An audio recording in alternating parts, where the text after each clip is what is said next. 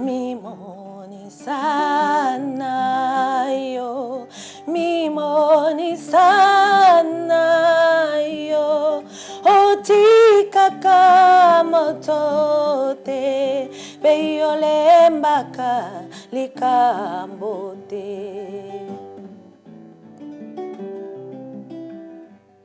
Isaye la yembela kiyo sima kokati samai sokiyo kati singai ngai na koyembela yo. Merci, merci Papa Moro. Merci. Musique kitoko. En tout cas, Mama Kassia soki moyen ezali au présenter biso Papa Oyaza pembeni na yo. Tozana Papa Moro Manzeku. Opena ngai ko remercier mingi. Oya soutenir ngai na kati na encadrement ya musalo ya koyemba. Est-ce que koki koyebisa biso quand est-ce que tu as commencé à chanter et puis ezalaki wapi? Nazo ba première fois nga na yembaka nazaki na nga ya kulala.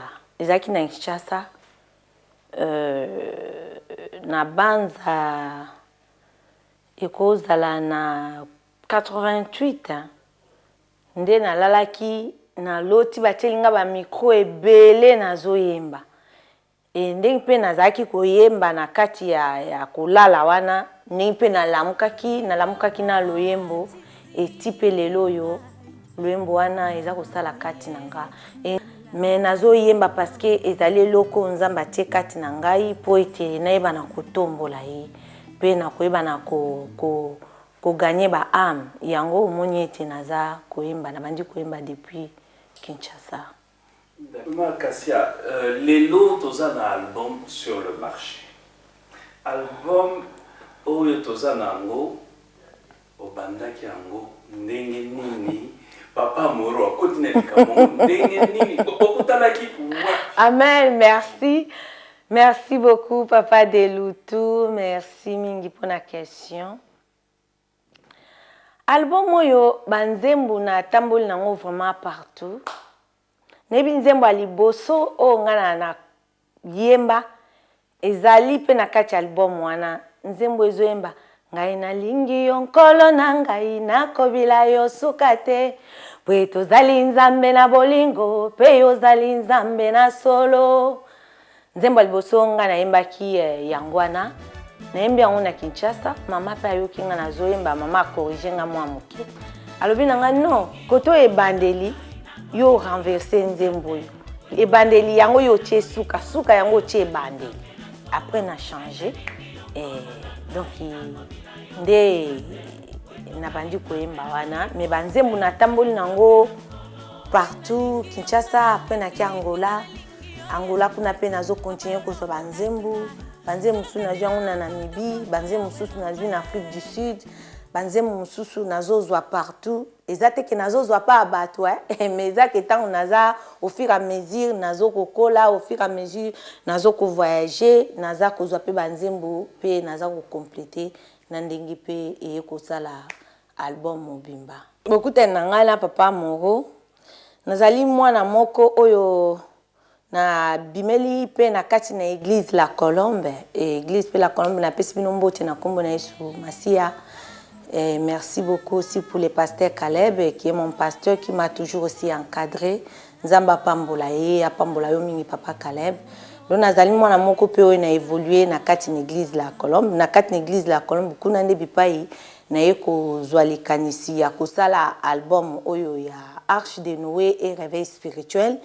To bandaki kosala ba programmation na frère Jeff Manzila.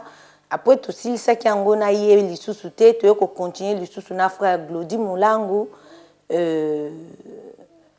nzamba ye osala nga grâce sikoyo avant na kende vraiment na studio ndebi pai o nzamba ye ko sala ki Papa Moro Manzeku ayaki na kati église La Colombe nde Papa Moro Manzeku aye ko découvrir ngai kuna na tango vraiment à se donner pour na ko soutenir ngai et ko encadrer ngai petit omoni lelo album oyo ekomi na su. Nalingi na comprendre pourquoi ce titre de réveil spirituel.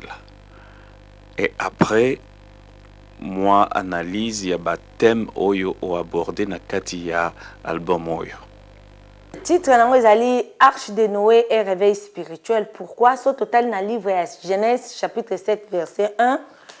Bible ici biso était l'Éternel dit à Noé, entre dans l'arche, toi et toute ta maison, car je t'ai vu juste devant moi parmi cette génération. Nzambe abisi Noé akota yepe libota na ye mobimba po ete Nzambe atrouvaki Noé juste. Yango omoni ete eloko wana efrapaki ngai. Yango omoni titre album ezali Arche de Noé et réveil spirituel. Nazo benga bato nyonso bana mike mikolo pour que bakota na kati ya arche. Arche oyo ezali Christ, oyo ezali Jésus Christ aujourd'hui. Yango moni titre album wana ezali Arche de Noé et réveil spirituel parce que il faut bato balamuka senge na biso to lamuka kati na ko banga Nzambe po ete tokota na kati na arche oyo ezali Jésus. Na titre wana pamba te parce que nazalaka na mboka na Namibie. Kuna mko mususu nazalaki na kindiki na église moko ya Nzambe malamu parce que nga loyembo na nga ezali ata na kei na mboka moko o nga na yebi te na yebi pe mutu te isifika na lalaki na mboka wana dimanche ekokelaki nga wana natunaka ete église ezali wapi bakolakisa nga place église ezali so balakisa nga place église ezali na kendeki na église wana na sengi na lobi est-ce que na koko yemba omona ba permettre nga na yemba. Alors nde kuna nde tongo tango etani na kene na église ya Nzambe malamu na kutani na mundele moko ya américain wana ateyaka litea oyo ya Arche de Noé ye azalaki kolakisa bato ete arche ya lilo ezali Christ. À partir ye tango aza koyemba ngai pe naza kozwa nzembo oyo na kati ya motema na ngai nde natambola nango vi mobimba pe lelo na ye kobimisa album ya Arche de Noé parce que ezalaki message ya album oyo eza pe message ya temps oyo ete bato bakota po Jésus ayebisi biso alobi ete bato bazosenga miracle mais eza na miracle mususu oyo ya kopesa bango te ekozala kaka oyo elekaki na temps ya Noé. Na banzi il est temps to banda ko sosola mwa muke album na yo totala ba thématique oyo eza na kati na moni ndenge nini. Merci papa de Lutu. Toza na 13 chansons na kati album oyo. Nzembo liboso ezali Étoile des mages. Étoile des mages. Sokotali Étoile des mages. Bible ebisi biso ete ba mage bazalaki kolanda étoile ti bakeneki ko retrouver Christ.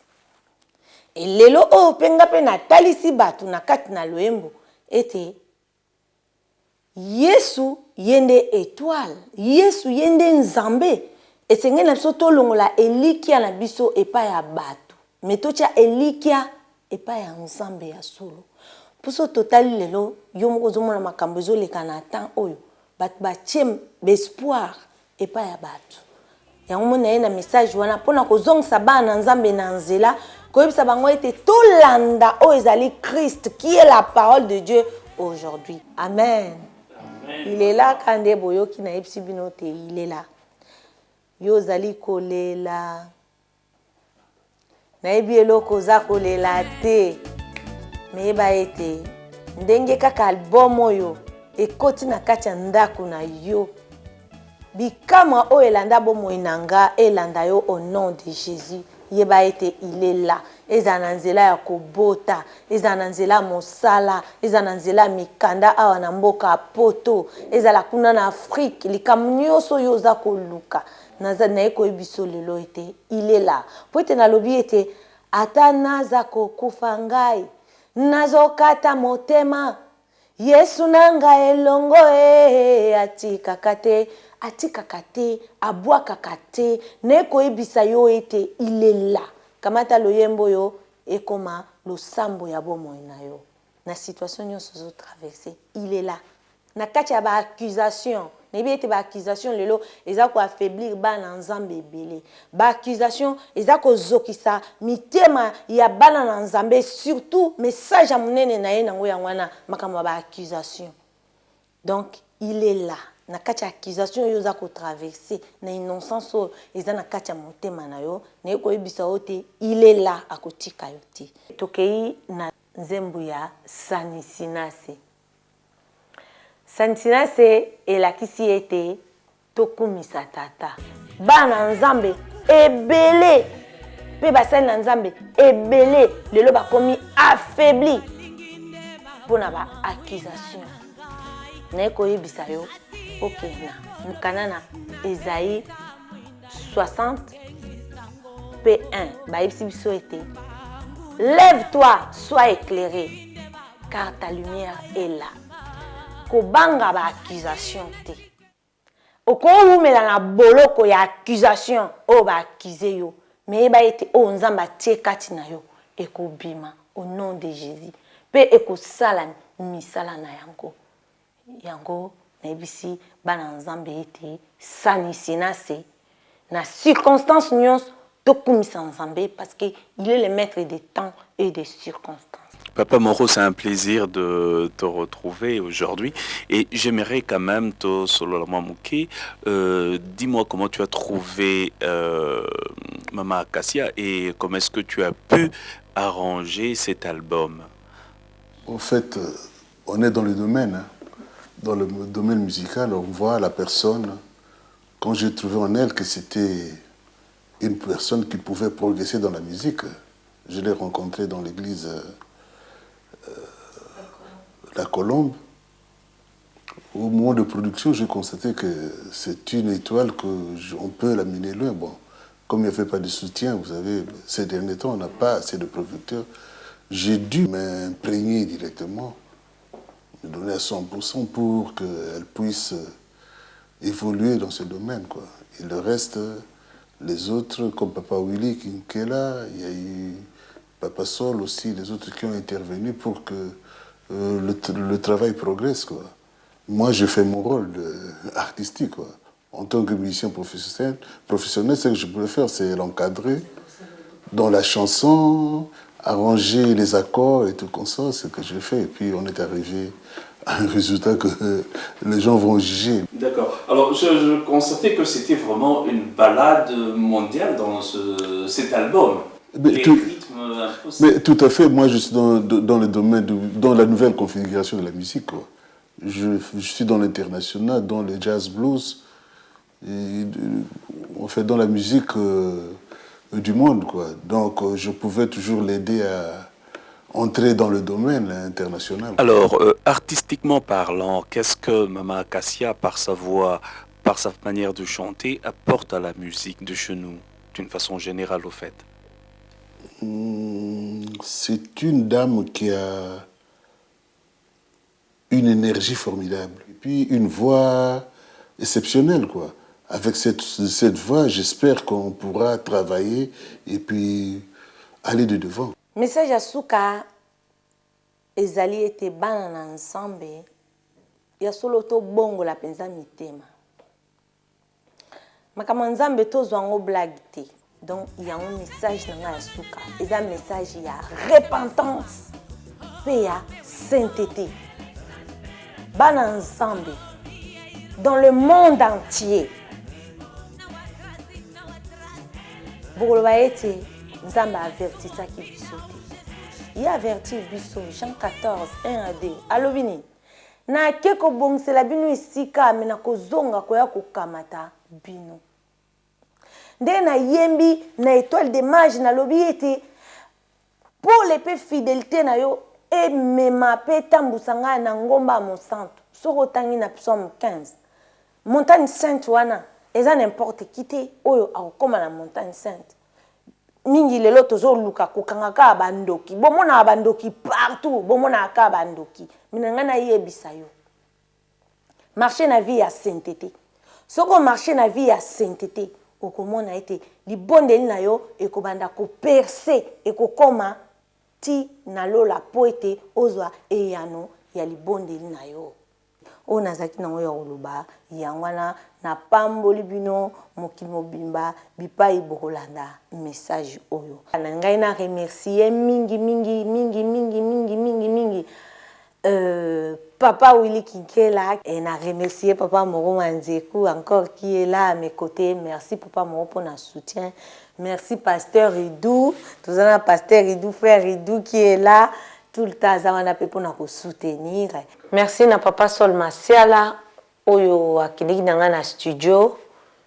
Merci pe na Papa Bitu Mazala, Papa Ali Masiala na Mama Sipe. Et puis na remercier bande ko nyonso ba soutenir ngai pona kosala ba clip oyo Maman Mireille, Maman Isa, bato nyonso tu oyo ba soutenir nga na kati ba clip Maman Magali, ba sœur Aïda bino nyonso bosunga na kati loyembo, sœur Sylvie, frère Glody Mulangu, Papa Jeff Manzila.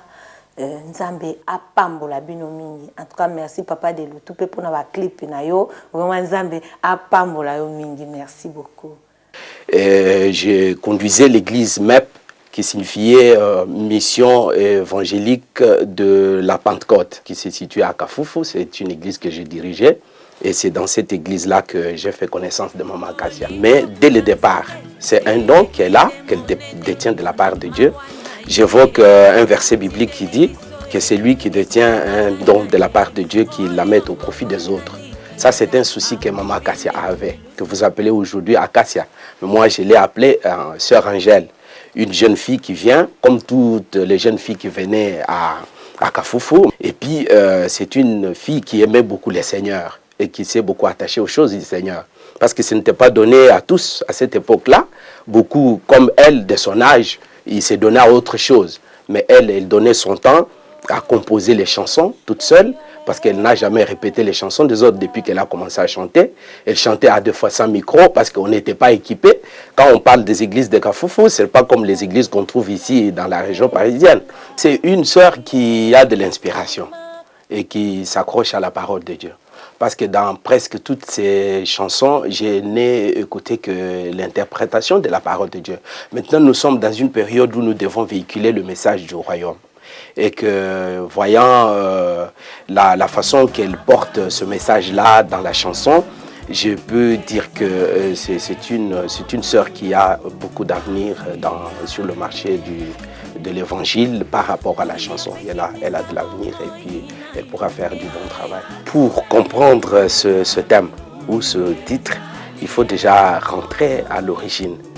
Si nous rentrons à l'origine, c'est-à-dire nous allons dans l'Ancienne Alliance, à l'époque où Dieu a voulu détruire le monde. Déjà, pourquoi Dieu voulait détruire le monde? Parce que le mal avait atteint son comble.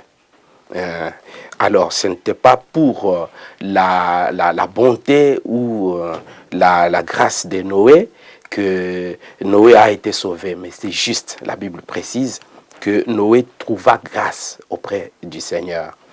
Alors, si nous ramenons ceci dans l'actualité, qu'est-ce que nous allons comprendre? Nous allons comprendre que nous sommes dans une période où la perversité a atteint son comble.